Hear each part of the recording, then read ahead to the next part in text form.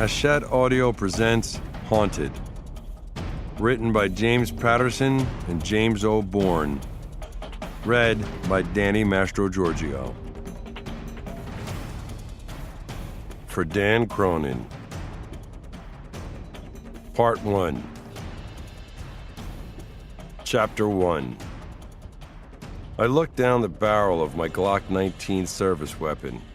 Laurie Armstrong, a tall detective with long blonde hair from the 43rd Precinct, stood across from me. Hector Nunez, a crimes and missing persons detective who looked like he should play linebacker for the Jets, was about to knock on the door.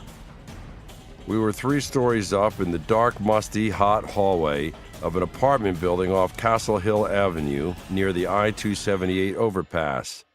I could feel the vibration of every semi that rumbled by. This was an arrest I needed. I desperately wanted something to occupy my mind and satisfy my sense of justice. Some cops found refuge in their home life. I found that it worked both ways. Right now, I needed to be at work and get some distance so I could be the man I wanted to be at home. I had to get my mind off my son Brian any way I could. The suspect was a career dope dealer named Laszlo Montez, and I made him for a double homicide in Jackie Robinson Park near 153rd Street in sight of Bethany Baptist Church. He'd used a knife on another dealer and the dealer's girlfriend. The dealer had been stabbed from behind, unaware of the threat. His girlfriend had been slashed over and over. It was messy, senseless. The guy in this apartment was good for it, and his ass was mine. Hector looked my way. I nodded, and he knocked. Politely at first. No sense in scaring the suspect. A voice from inside shouted back in Spanish, "¿Quién es?" Who is it? Like any good NYPD detective, I had a working knowledge of basic Spanish. Hector said, "It's me. Open up." There wasn't even an answer from inside. That meant the game was up. Hector said in a flat voice, "Policía, abre la puerta." Then in English he added, "Now!" My sergeant was in the alley behind the building in case Montez managed to navigate the ancient fire escape. Hector shouted out, "Don't play, Laz, open up!" He waited 5 seconds, then kicked the front door. It splintered in half and fell in pieces onto the hard wooden floor. The cat leaped away from the door and over a ratty couch. I darted in first, my pistol up. Laurie came in behind me. I scanned the shitty little apartment quickly. Bedroom, bathroom, nothing. The window was open, and I muttered shit as I wedged myself out onto the fire escape landing.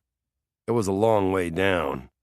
Cops with the thing about height shouldn't climb around on fire escapes, but there was no choice.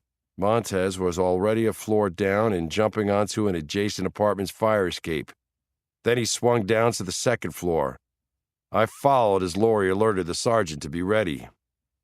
Montez was young and nimble. I was older and, well, no one ever called me nimble. As soon as he saw me, he did the unexpected. He kicked in a window and dove into an apartment. Immediately, I heard screaming. A moment later, I was in the apartment behind him. A heavy woman, wearing some kind of shower cap, screamed in Spanish. By the front door, Montez stood with a knife to the throat of a teenage girl with long dark hair. She was shaking like a wet dog in January. Montez said, "Get back, I'll cut her!"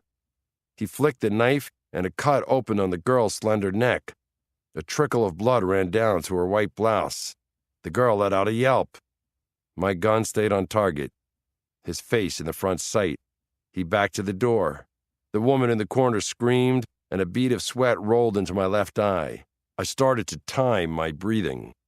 His head ducked behind the girl's face every few seconds. I felt my finger tighten on the trigger.